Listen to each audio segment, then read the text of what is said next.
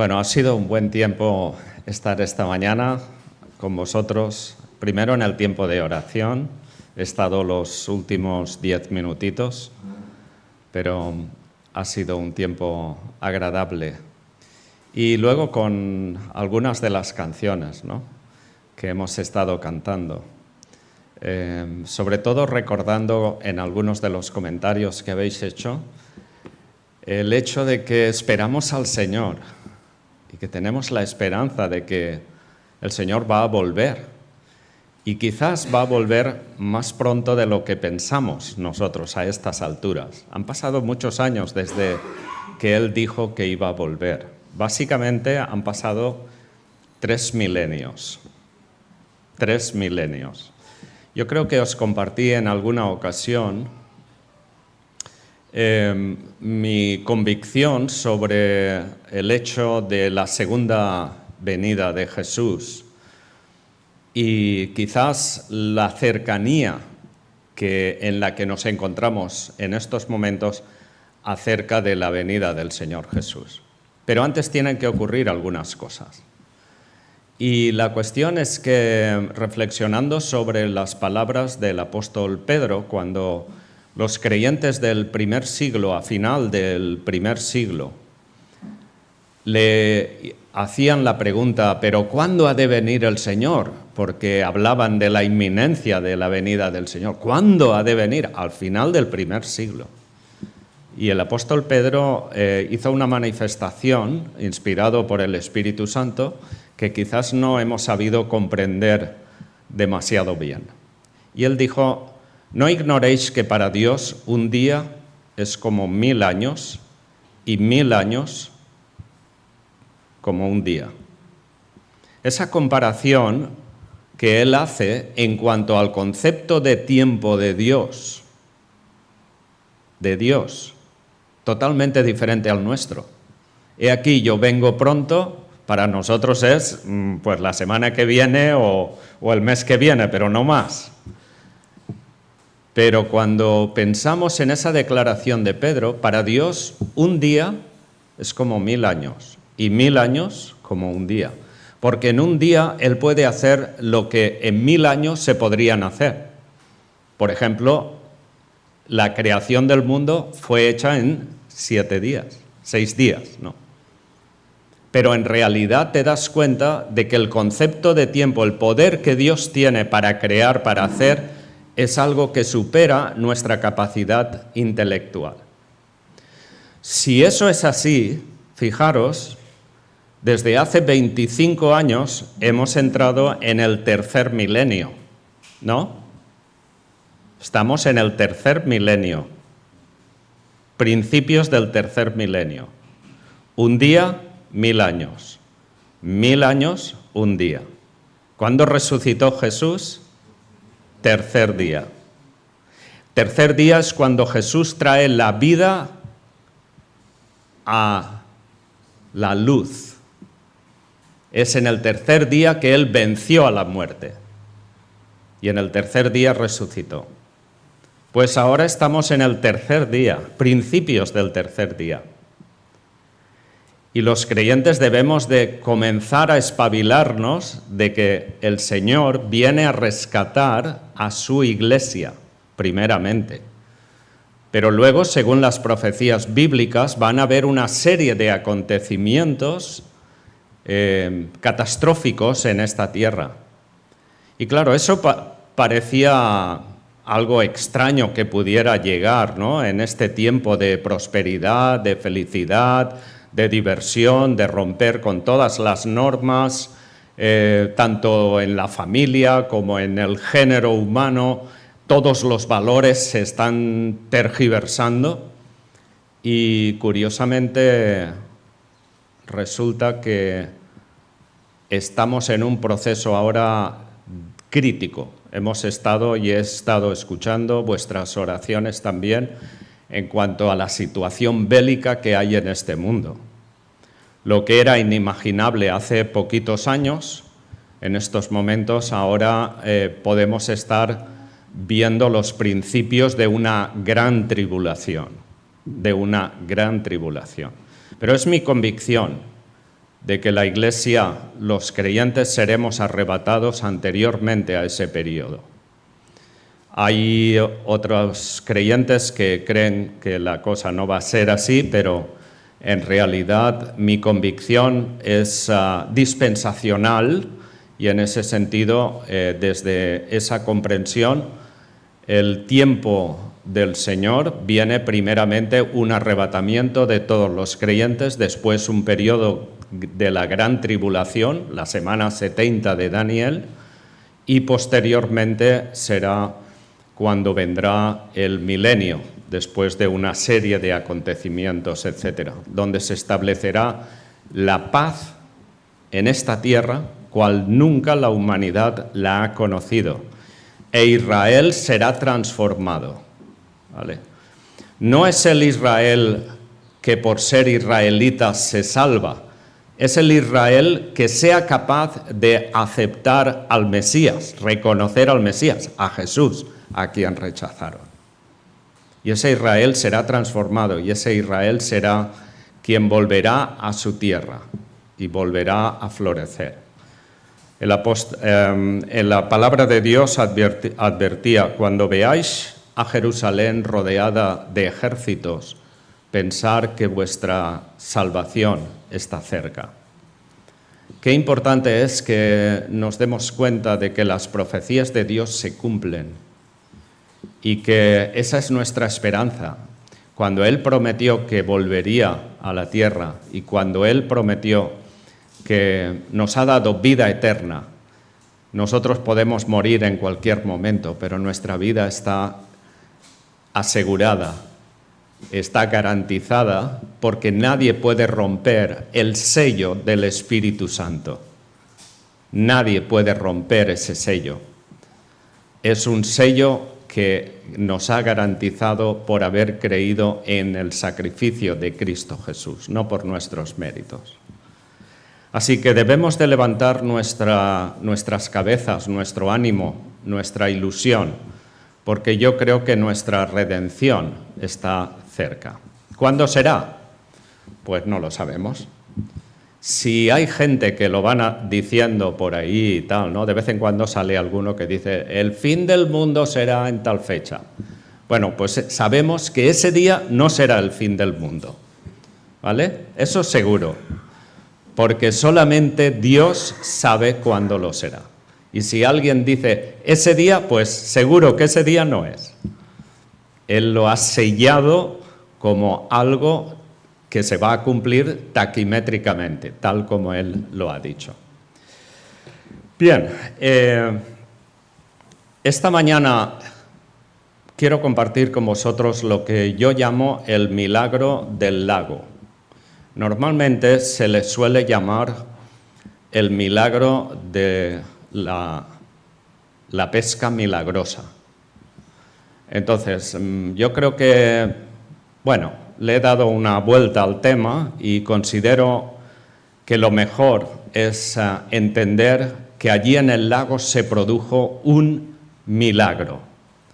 Y quisiera que esta mañana reflexionemos nosotros sobre este texto en el capítulo 5 del Evangelio de Lucas y vamos a ver algunos detalles importantes acerca de ese milagro, porque de alguna forma lo tenemos que recordar en este tiempo de los últimos tiempos.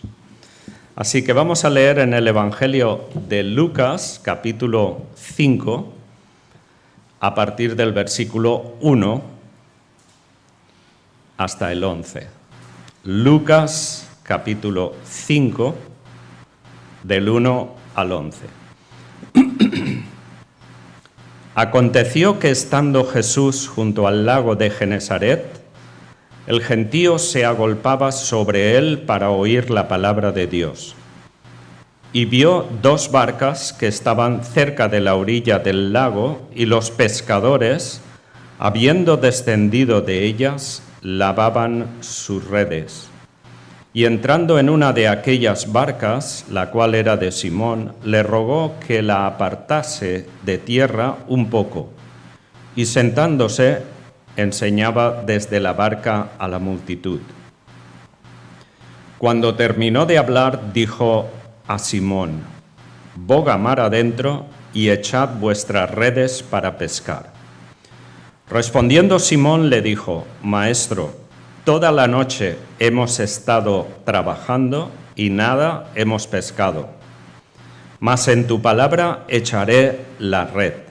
Y habiéndolo hecho, encerraron gran cantidad de peces y su red se rompía. Entonces hicieron señas a los compañeros que estaban en la otra barca para que viniesen a ayudarles, y vinieron y llenaron ambas barcas, de tal manera que se hundían. Viendo esto, Simón Pedro cayó de rodillas ante Jesús, diciendo: «Apártate de mí, Señor, porque soy hombre pecador».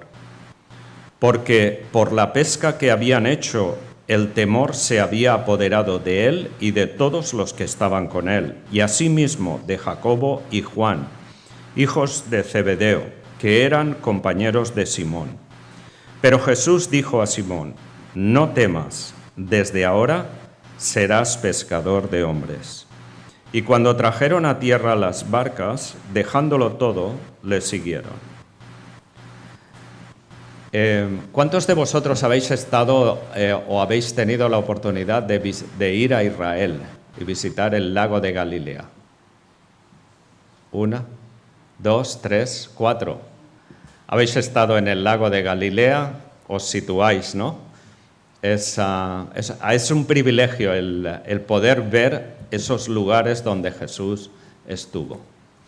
Pero ahí ocurrió este gran milagro. Fijaros que el texto comienza presentándonos a Jesús alrededor de ese lago, y la gente venían para escuchar sus enseñanzas. Y fijaros que el versículo 1 dice: «Aconteció que estando Jesús junto al lago de Genesaret». Este lago tiene 3 nombres: Genesaret, el lago de Galilea y otro nombre. ¿Os acordáis? ¿Cuál? Tiberias.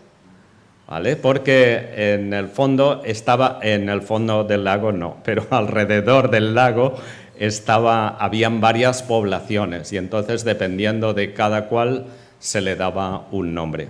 Pero en realidad es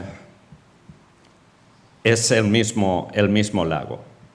Fijaros que la gente se arremolinaban, se juntaban a donde Jesús estaba enseñando, porque, como literalmente lo dice la palabra, el gentío se agolpaba sobre él para oír la palabra de Dios. Fijaros que en este caso encontramos el hecho de que, a pesar de que en Israel habían tantos religiosos, tantos líderes religiosos, sacerdotes, los fariseos, etcétera, pero en realidad eran palabras de hombres, no era la palabra de Dios. Cuando Jesús empieza a predicar las buenas nuevas, el Evangelio, la gente empieza a despertar, empiezan a sentir hambre. La sentían antes, pero ahora, cuando Jesús habla la palabra de Dios, y la gente se acercaban para escuchar la palabra de Dios. Fijaros que en el capítulo 4 de Lucas, o sea, el capítulo anterior, versículo 32, dice: «Y se admiraban de su doctrina, porque su palabra era con autoridad».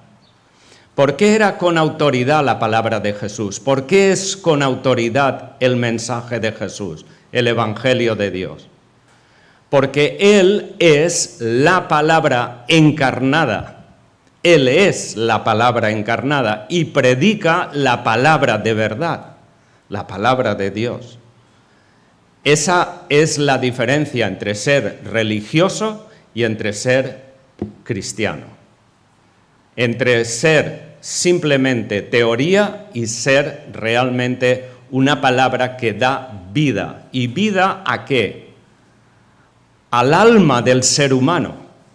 Porque el ser humano no es solamente cuerpo y psique, es cuerpo, psique, pero también neuma, espíritu. Cuando Dios diseñó al ser humano, hombre y mujer, Nos diseñó con un cuerpo con el cual nos relacionamos con todo el mundo, con una psique donde está la mente, las emociones y la voluntad, pero también con el neuma, que es el espíritu, que es con quien nos relacionamos con Dios. Es el soplo que Dios en la creación impuso dentro del cuerpo de Adán y de Eva. Y ese espíritu lo llevamos todos, el espíritu con el cual Dios nos ha diseñado. Pero ¿qué ocurre? En este mundo nos preocupamos mucho por la estética, por la apariencia, por el cuerpo, por lo de afuera, también por la psique en el sentido de emociones, voluntad, cómo funcionamos, si estoy deprimido, estoy desanimado, si tengo problemas, cómo resuelvo mi vida, qué es lo que quiero, etcétera, etcétera. Pero en realidad, cuando el ser humano solo vive en esas dos dimensiones, el vacío existencial siempre está presente. Uno nunca llega a encontrar verdadera satisfacción en esta vida. Las palabras de Jesús son palabras que llenan ese vacío, que dan sentido a ese vacío. Y es por eso que cuando encontramos las palabras de Jesús y cuando encontramos a Jesús, cuando Jesús nos salva, es cuando realmente nuestro espíritu se goza en la presencia de Dios. Podemos sufrir, podemos tener problemas, podemos luchar con nuestras emociones, pensamientos, hábitos, etcétera, pero realmente cuando el espíritu nuestro, el espíritu humano, está lleno con el Espíritu Santo de Dios, es cuando tenemos la luz para saber que a pesar de los momentos difíciles en esta vida, nuestra vida está en las manos de Dios. Y eso no debemos de olvidarlo en estos tiempos de crisis. El hecho de que debemos de saber que nuestra vida está en las manos de Dios. Y es muy importante que sepamos cultivar nuestra relación personal con Dios en este tiempo, porque probablemente van a haber tiempos difíciles. Yo creo que ya lo experimentamos hoy en día cuando vemos tanta superficialidad en la sociedad en la cual vivimos. Pero además de eso, hay una agresividad creciente en contra de todo aquello que tiene que ver con Dios. El ateísmo práctico está creciendo de una manera brutal y descarada, en el sentido de que hay ateos que se burlan, sarcásticamente insultan no solamente a Dios, sino a todos los que creemos en Dios. En realidad es el tiempo en el cual Satanás está produciendo una mayor represión contra todo aquello que tiene que ver con Dios, sobre todo el cristianismo. Y es curioso cómo en nuestra sociedad, aquí en Occidente, está habiendo ya un rechazo brutal hacia todo lo cristiano. ¿Sabéis que la semana pasada asesinaron a más de 200 creyentes en un país árabe? ¿Habéis oído noticias acerca de eso? Simplemente salió un anuncio en un periódico, es lo único que vi. No han dicho nada. ¿Dónde está el genocidio? Pero eso no está ocurriendo solamente hace una semana, sino que está ocurriendo continuamente en Yemen y en varios países musulmanes donde entran y masacran a toda una población. ¿Por qué no dan esa información pública? Para que sepamos lo que está ocurriendo. No aparece. Sí aparece Gaza, sí aparece aquello que interesa a la sociedad. Evidentemente, todas las guerras producen daño y producen miseria. Pero en realidad lo que vemos aquí es que en contra del cristianismo está habiendo una acción violenta de persecución y eso no es noticia. Qué triste. Vendrán días en que os perseguirán, vendrán días en que lloraréis, lamentaréis y realmente pensarán que rinden servicio a Dios. Es necesario que sepamos interpretar el momento histórico en el cual nosotros estamos viviendo, pero a la vez gozarnos en que nuestra salvación está cerca. Quizás algunos de los que estamos aquí moriremos antes de que vengan tiempos mucho más difíciles, pues nunca puedes saber cuándo llegará el fin de cada uno de nosotros. Pero si no es así, pues ojalá que el Señor venga a recoger a su iglesia, aquellos que hemos creído en Cristo Jesús y que hemos sido sellados por el Espíritu Santo.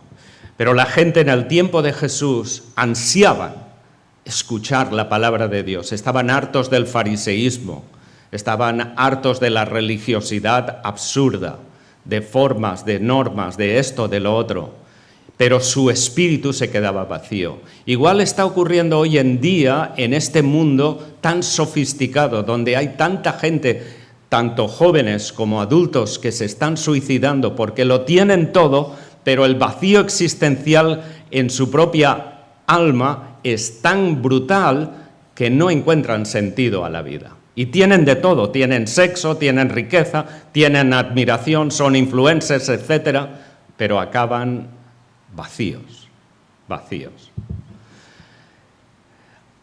Notad aquí, la gente se agolpaban en torno a Jesús para oír la palabra de Dios. Cuando la persona siente ese vacío profundamente y encuentra la palabra de Dios, es cuando encuentra sentido a esta vida. Y es así como esa palabra encarnada realmente puede cambiar vidas. Y en este caso, notad que llega el momento en que la gente que querían escuchar a Jesús era tan grande el grupo de personas que estaban allí, que él sube a la barca de Pedro para poder hablar desde dentro del lago y hablar a las personas que estaban a la orilla del lago. Hemos estado en ese lugar donde se cree, ¿vale? Porque algunas cosas son donde se cree que Jesús predicaba a la gente en esa orilla. Bueno, hay muchas orillas, podría ser ahí, podría ser allá. Lo importante no es si es aquí o es allá, ahí está el lago. Y la cuestión es, en algún lugar de esas orillas que hay, fue donde la gente se juntó para escuchar a Jesús y donde ocurrió esto. Pero él subió y desde allí les predicaba la palabra de Dios. Pero llega el momento en que él va a hacer algo especial. Él está hablando la palabra de Dios con poder y ahora va a demostrar un poder especial porque Él es Dios, un poder sobre la naturaleza. Y es ahí donde dice a partir en el versículo 4, cuando terminó de hablar, dijo a Simón, boga mar adentro y echad vuestras redes para pescar. ¿Dónde estaban los apóstoles? O sea, ¿dónde estaba Pedro y sus compañeros mientras Jesús hablaba? Limpiando las redes. ¿Por qué? Porque era temprano por la mañana. Y esos pescadores habían estado toda la noche pescando, pero ahora estaban ya limpiando las redes para irse a casa, tomarse el café, desayunar y descansar. Pero no habían pescado nada. O sea que el negocio iba mal. Y fijaros, Jesús le pide a Pedro, boga mar adentro y echar las redes para pescar. ¿Quién es Jesús para decirle esto a Pedro? Es un carpintero, pero no es un especialista en pesca. Es un hombre muy sabio que habla muy bien a la gente y la gente le escucha. Pero ¿cómo me pide? Yo me pongo en la piel de mi tocayo Pedro. ¿cómo me pide ahora, durante el día, que, coja las redes que ya están limpias o están casi terminadas, que las suba a la barca y que entremos a pescar? Pero si hemos estado toda la noche pescando, esto no es lógico. Es que no es lógico. En nuestra sabiduría diríamos, es impensable, o sea, es increíble que ahora, por el día, podamos pescar algo. Si por la noche hemos estado toda la noche, o sea, notad ahí el concepto de lógica, lo que es lógico para Dios, porque Dios no tiene límites, para el ser humano es ilógico. Y ahora Pedro tiene una cuestión importante que decidir. ¿Obedezco o no obedezco? Él podría presentar muchas excusas, y de hecho, ¿qué es lo que le dice, no? Respondiendo Simón, le dijo: Maestro, toda la noche hemos estado trabajando y nada hemos pescado. O sea, no hemos pescado nada, toda la noche trabajando, estamos cansados, tú hablas muy bien, me encanta escucharte, pero ¿qué sabrás tú de pesca? ¿Qué sabrás tú de pesca? Sería la cuestión. Y ahí Pedro tiene que tomar una decisión. Y la decisión que él toma es la decisión adecuada. Porque aunque no es lógico, llega a ese punto de decir, pero porque tú lo dices, lo voy a hacer. Hay muchas cuestiones en la vida que tú y yo nos encontraremos que diremos, esto no es lógico, no sé por qué me pasa esto, no sé por qué tengo que pasar por esta situación. Pero tenemos que llegar a ese punto de superar nuestra lógica para decir, si tú lo dices, lo voy a hacer. Porque tú lo dices, tengo fe en ti, que lo que tú me dices es lo correcto. Y eso a veces puede ser difícil decirlo cuando se trata de enfermedades, de familiares, etcétera, ¿no? O situaciones difíciles por las cuales podamos pasar. ¿Qué hacer en ese momento? Hay mucha gente que ante las dificultades abandonan la fe porque quieren un Dios como una varita mágica que realmente les solucione todos los problemas. Cree en el Señor Jesús y todos tus problemas desaparecerán. Pues es un error. Lo hemos cantado en esa canción que decía alaba, en problemas, en llantos, en alegría, en gozo o en desgracia.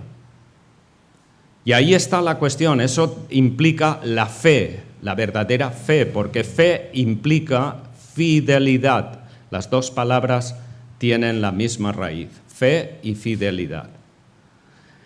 Pedro tiene ese dilema y ¿qué hacer ahora? Y entonces llega a esa conclusión, mas porque tú lo dices, lo voy a hacer.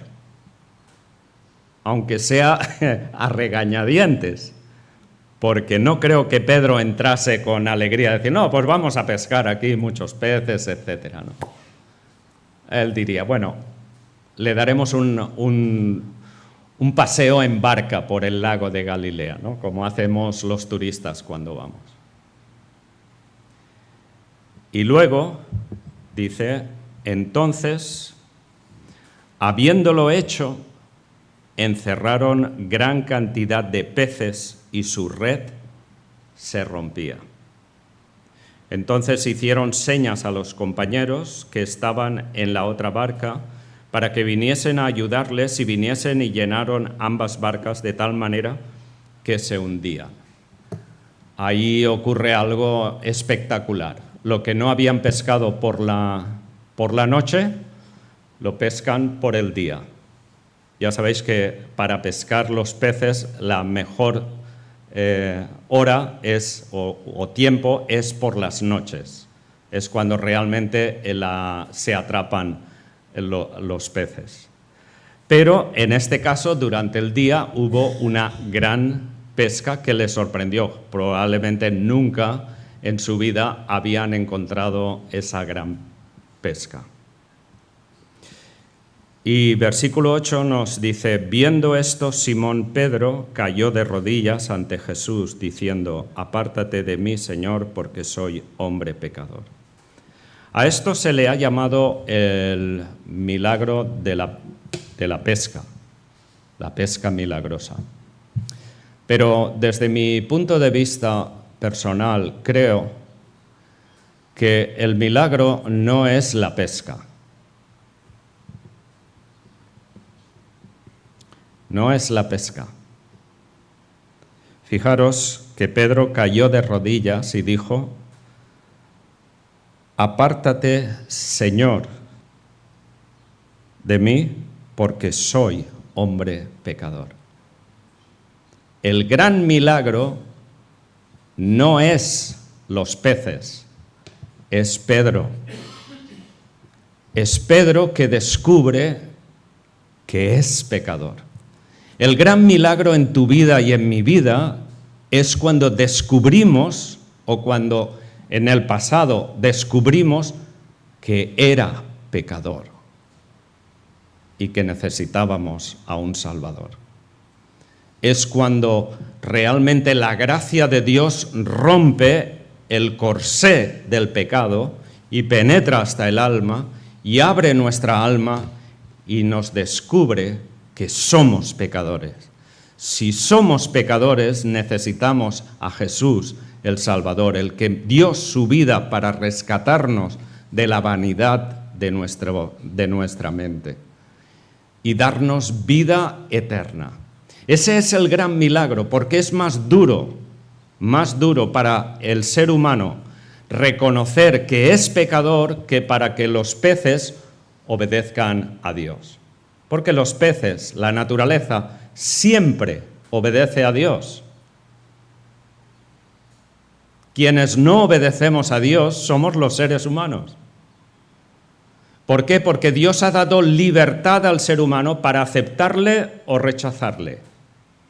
Lo hizo en el jardín del Edén.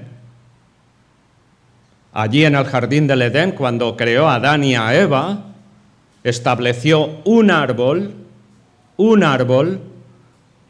que él había creado y que de ese árbol no se podía comer, no se debía de comer. Y Dios dio la información correcta a Adán y le dijo: de ese árbol no comerás, porque el día que comas morirás. ¿Acaso ese árbol era un árbol malo?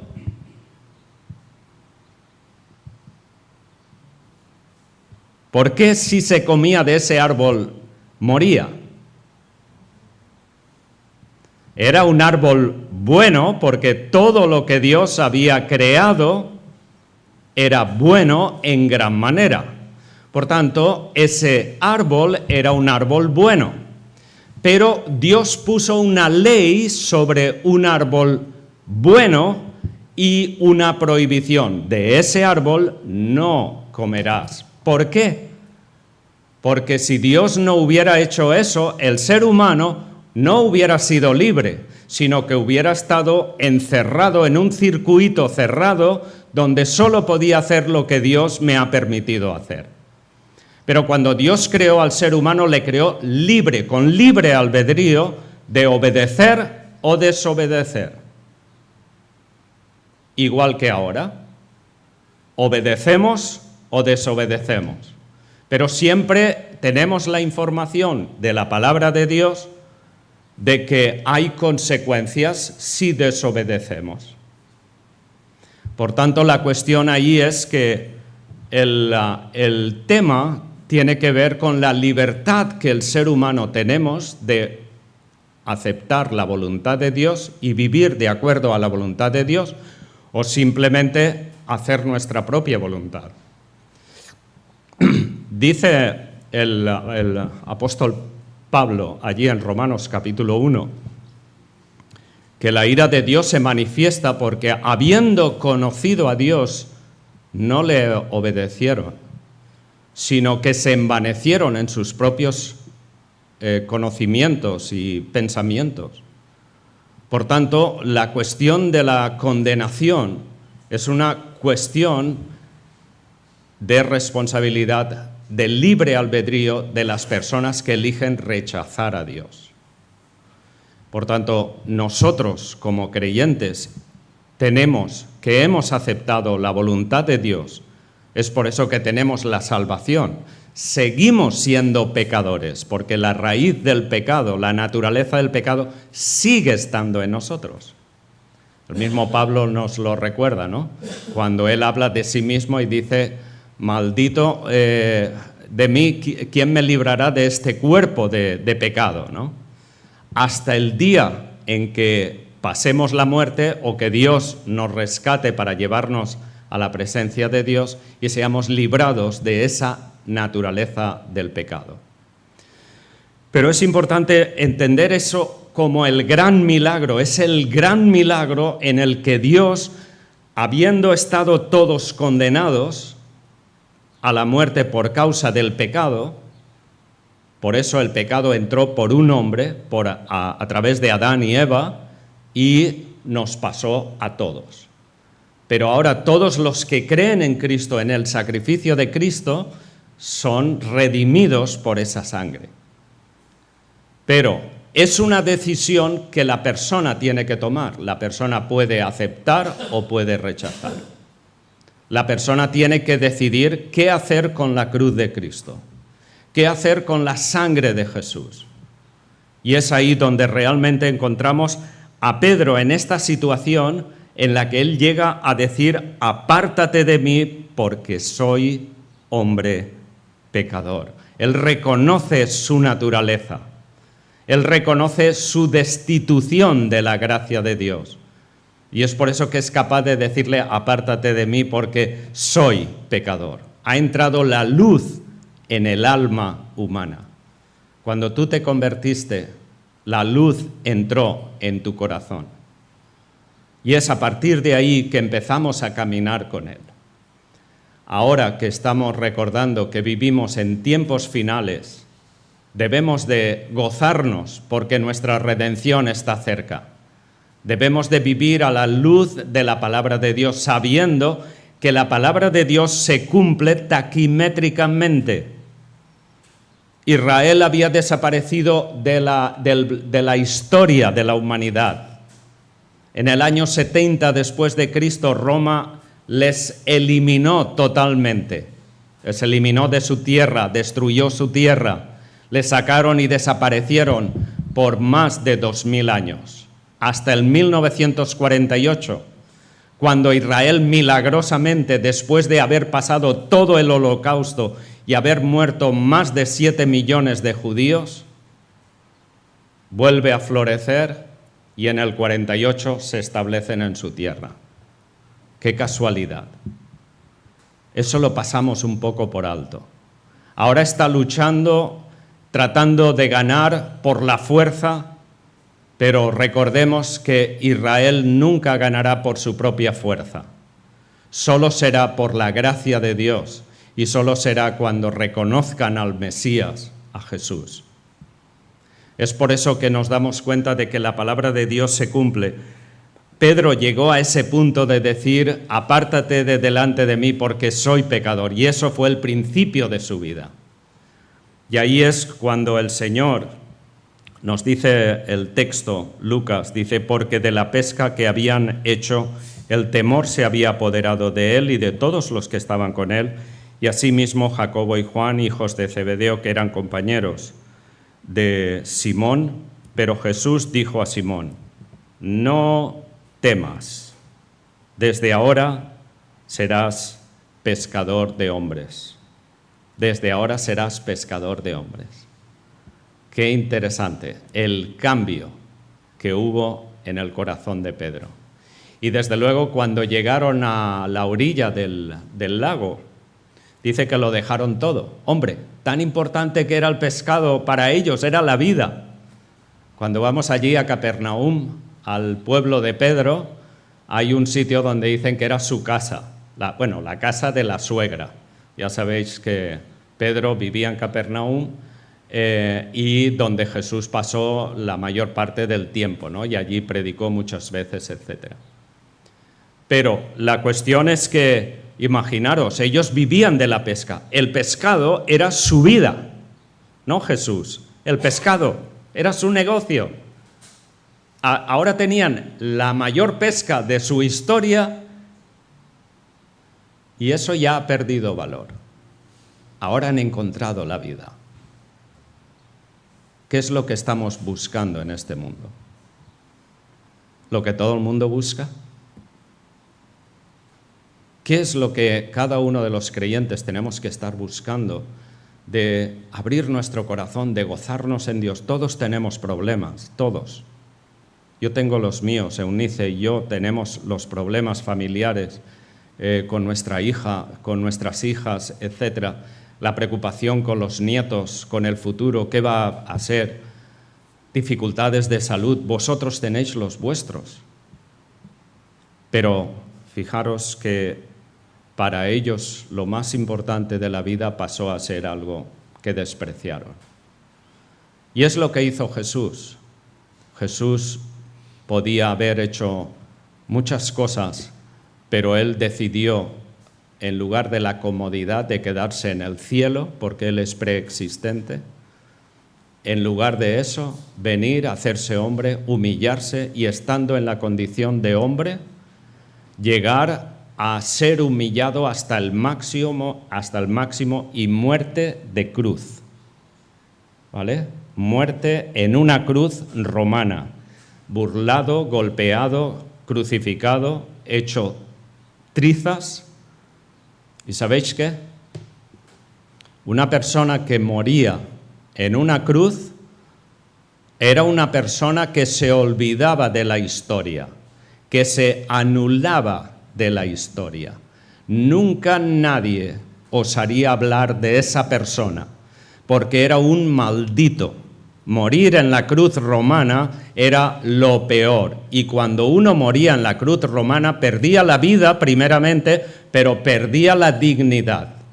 Por eso dice Pablo que él fue hecho maldición para que nosotros recibamos bendición. Cuando Jesús murió en la cruz, debía haber desaparecido su nombre de la historia de la humanidad, porque es una maldición. ¿Y qué ha pasado? En Jesús hay un antes y un después. Por eso el mundo, la historia del mundo se divide en antes y después de Cristo. ¡Qué curioso! ¡Qué curioso! Aquel que murió en la cruz, que era un maldito, que debía ser borrado de la historia de la humanidad, ahora es el eje de la humanidad y es el que culminará la historia de la humanidad. Por eso, hermanos, levantemos nuestras cabezas, nuestro gozo, miremos a Jesús y mientras estemos en esta tierra, caminemos con Él, a pesar de nuestras debilidades, nuestras flaquezas, nuestros problemas. Pero el gran milagro que ha producido la vida de Jesús en nuestras vidas es que, siendo pecadores, Él nos ha redimido por su sangre para darnos vida eterna con Él. Y cuando Él venga a recoger a su iglesia, evidentemente aquellos que hemos sido sellados por el Espíritu Santo, seremos llevados a su presencia. Y estaremos allí con Él siempre, y Él concluirá la historia de esta humanidad.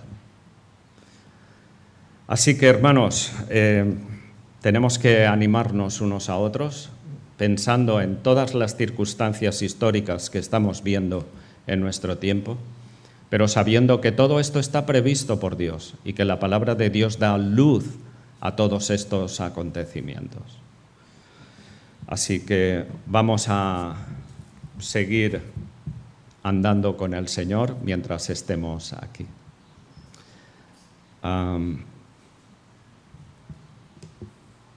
Vamos a hacer una oración y luego os digo algo que tengo para vosotros.